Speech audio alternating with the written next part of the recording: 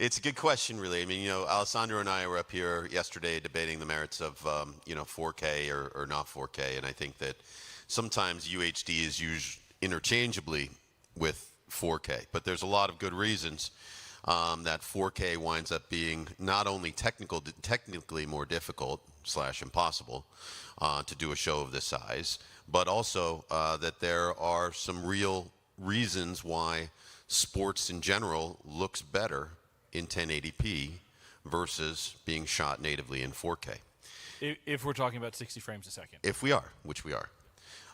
So the pixel offset is what they call that. Pixel offset, correct. Which is why the Japanese want to do 8K at 120 frames per second. That's correct. That the more frames you get, the more times the refresh happens, so that if you're panning from left to right, that the pixels will not blur quite as much. So it's 60 frames, 4K, you will get more motion blur in action scenes.